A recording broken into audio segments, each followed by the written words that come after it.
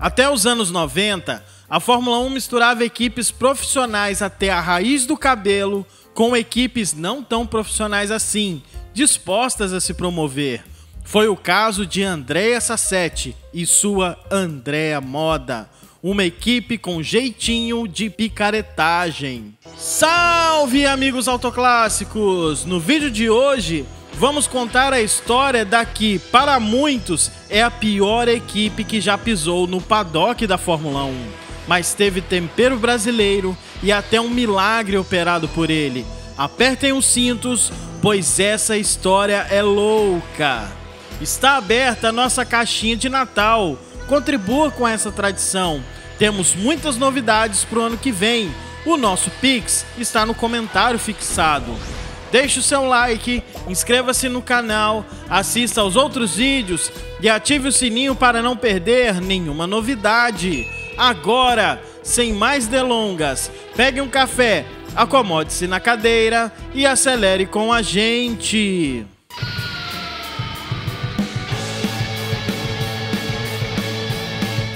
Em 1992, o empresário da vida noturna e também dono de uma indústria de calçados, Andrea Sassetti, tornou-se dono de uma equipe pelo viés mais prático. Comprou no precinho a Coloni, que por 2 anos consecutivos e 32 corridas não se classificou para nenhuma delas. Foram os tempos do fracassado projeto do motor 12 cilindros Boxer com a Subaru Motori Moderne e do português Pedro Matos Chaves. Sassetti, tão logo comprou o time, anunciou o leasing de motores Judge V10 e a contratação de 2 pilotos italianos, Enrico Bertaglia e Alex Caffi. A primeira aparição da Andrea Moda como equipe de Fórmula 1 não foi no GP da África do Sul, e sim no Bologna Motor Show, um evento onde, numa pista improvisada, os carros dos times pequenos da Itália, como Minardi, Dallara, Fondimetal e Andrea Moda, competiam entre si. Depois disso, é que o time foi para Kyalami disputar a primeira etapa. E veio também a primeira polêmica entre a recém-criada escuderia e quem mandava na Fórmula 1, Bernie Ecclestone. Como era praxe na época, a Associação dos Construtores exigia um depósito calção de $100 mil para qualquer equipe nova. Alegando que tinha comprado a Coloni e a propriedade intelectual de seus chassis, Sassetti não queria pagar. Lutando por seus direitos, dizia que a March voltava ao nome original após se chamar Leyton House, sem qualquer restrição, e que a Arrows mudara de nome para Footwork, sem reprimendas da associação. O caso da Andrea Moda, segundo ele, seria igual ao das outras 2 escuderias, mas para Ecclestone não era assim que a banda tocava, e contrariar o chefão inglês era sempre uma tarefa complicada. Teimoso, Sassetti colocou um único carro na pista com Alex Caffi na África do Sul, pelo menos para dar algumas voltas. Mas a FIA entrou em ação e vetou a estreia da Andrea Moda, forçando Sassetti a pagar a quantia exigida por Ecclestone. Tudo resolvido, Sassetti desistiu definitivamente de reutilizar o carro da Coloni e sim seguir com o plano original. O italiano encomendou ao escritório de projetos Sintec, sim, aquela de 94, a construção do modelo S921, que na verdade era o carro que a BMW encomendou para uma possível aparição do time na Fórmula 1 em 1990, ideia que foi descartada. Porém, o projeto continuou lá arquivado e renasceu com a encomenda de Sassetti. Contando com as devidas atualizações, a Sintec fez o que foi possível e os chassis foram enviados às pressas para o México, a fim de participar do Grande Prêmio. Enquanto Caffi e Bertaglia aguardavam, a equipe trabalhava de sol a sol para terminar a montagem do carro, o que só foi feito, acredite se quiser, após a corrida. Os pilotos sentiram que a armação tinha ido longe demais para eles e caíram fora. Já Sassetti afirmou que os tinha despedido, e sem piloto algum, a Andrea Moda veio para o GP do Brasil em Interlagos. Preste bem atenção nesse ponto. Roberto Moreno estava no Brasil quando recebe uma ligação de um amigo que tinha ligação com a equipe. afirmando que eles precisavam de um piloto e ele era o escolhido. Então, Moreno pediu $15 mil para correr a prova. História contada pelo mesmo em entrevista, mal sabia ele o que esperava. A participação da equipe na terceira etapa do campeonato foi mais um drama. O panorama nos boxes era desalentador. 1 ou 2 mecânicos trabalhando em um chassi nu, completamente desmontado, sem motor, suspensão, nada. Por incrível que pareça, Moreno precisou intervir e ajudar a equipe a montar o novo carro, pois os mecânicos não conseguiam finalizar o bólido. Moreno tinha uma missão clara: dar pelo menos 3 voltas para que a equipe não fosse excluída do campeonato. Com muitas dificuldades, virou tempos vergonhosos para um Fórmula 1. Para a gente se situar, ele foi mais lento que o pole position da última etapa do Sul-Americano de Fórmula 3, disputada em Interlagos meses antes, e seu treino terminou com a alavanca de câmbio na sua mão direita. Foi vergonhoso? Foi, mas ele cumpriu o que foi proposto e seguiu na equipe.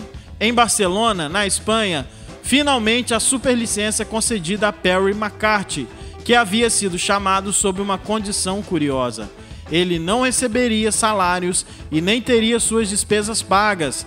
Fechou então um acordo com uma empresa de turismo, pela qual seria guia turístico nos GPs, em troca das passagens e hospedagens, algo absolutamente impensável nos dias de hoje.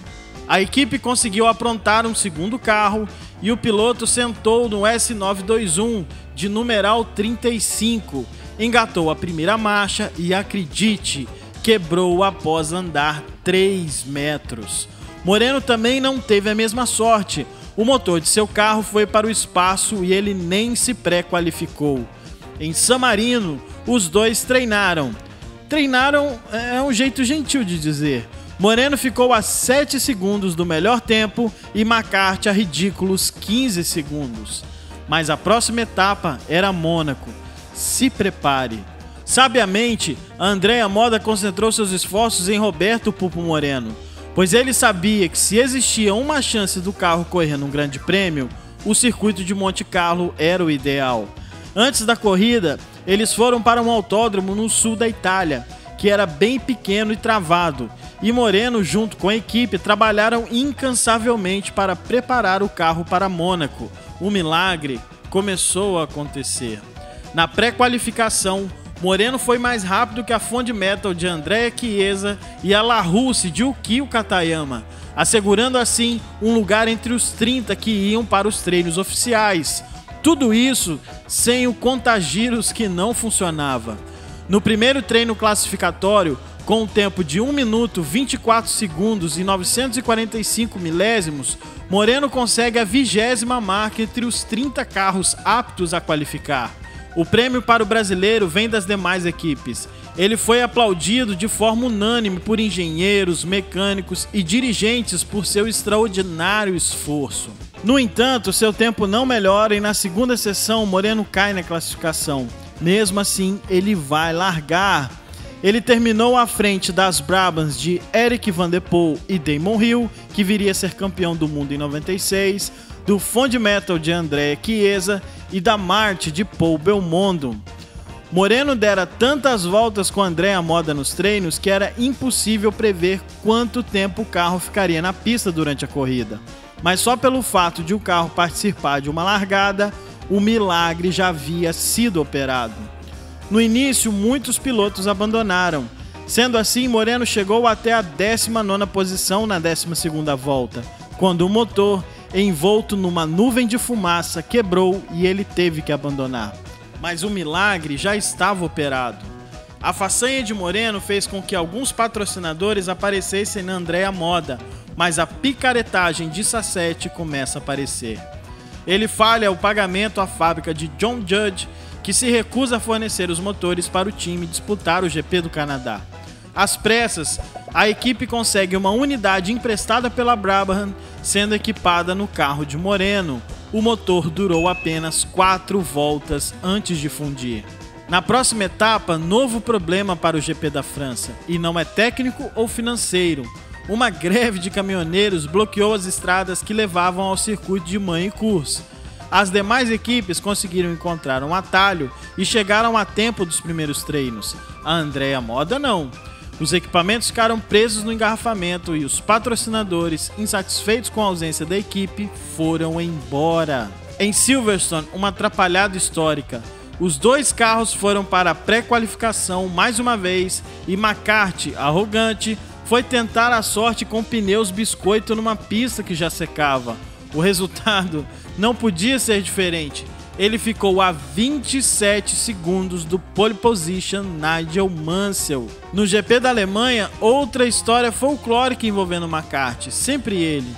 O piloto se distraiu com um Super Nintendo nos boxes e perdeu a pesagem, sendo desclassificado. Já Roberto Moreno, por mais que se esforçasse, ficou novamente de fora. Em Hungaroring, com a saída de Henrik van der Poel da Brabham, a Fórmula 1 ficou restrita a 31 carros. Dessa maneira, Moreno passou aos treinos oficiais e o brasileiro até que não fez feio com a cadeira elétrica que guiava. Virou apenas 6 décimos mais lento que a Minardi de Alessandro Zanardi, que substituía Christian Fittipaldi, lesionado no pescoço desde o GP da França. A Andrea Moda recebeu um ultimato da FIA. Ou dava condições mínimas a Perry McCarthy ou seria excluída de forma sumária da Fórmula 1.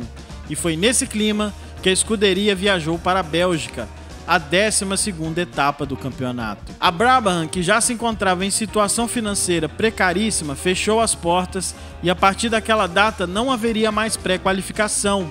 Um enorme acidente de Eric Comas com a Ligier Renault durante os treinos abriu até uma possibilidade de qualificação para Roberto Moreno. Mas o desempenho do carro foi ridículo. Ele acabou a 14 segundos da pole e McCarthy foi ainda 10 segundos pior que o brasileiro. Deplorável. A picaretagem de Sassetti veio à tona lá mesmo na Bélgica. Preso por emitir notas fiscais falsas, o dono da escuderia recebeu da FIA a pá de cal. A entidade máxima do desporto automobilístico acabou por excluir o registro da Andrea Moda, eliminando-a do restante do campeonato de 92, fazendo valer o artigo 166 do Código Desportivo que diz: seria excluída a equipe que não operasse de maneira com os padrões da categoria, ou de forma que coloque o campeonato em descrédito. A Andrea Moda passou a inexistir como equipe, mas como patrocinadora não. Um exemplo é o carro de Dave Jones para as 500 milhas de Indianápolis de 1993, inscrito pela Euromotorsport. Em Detroit, outro Andrea, o Montermini, conseguiu a 4ª colocação guiando este mesmo carro. Mas depois disso, nunca mais se ouviu falar nem na Andrea Moda e muito menos em Andrea Sassetti. Pierre McCarthy chegou a testar por Williams e Benetton, mas jamais teve uma chance de correr. Fora da Fórmula 1, McCarthy passou a competir em provas de turismo e até disputou as 24 horas de Le Mans. Mais tarde virou comentarista e ainda foi o primeiro Stig no programa Top Gear da BBC. O piloto secreto que sempre marcava os tempos para que fossem referências aos testes em carros no show. Perry ficou no programa por 2 temporadas, 2002 e 2003, e manteve o segredo por muitos anos. Já a história de Moreno, nós contamos em uma série de vídeos, o link está na descrição. E aí, o que acharam da história picareta da Andrea Moda? Contem aqui nos comentários, eu leio todos eles. Querem conhecer a história de outras equipes? Deixem aqui nos comentários também. E o like, já deixou? É muito importante para o canal crescer. Inclusive estamos trabalhando na forma de recompensar aqueles que estão contribuindo no nosso Pix. Eu me chamo José Júnior e não vou parar até contar a história de todos os carros e pilotos que passaram pelo Brasil.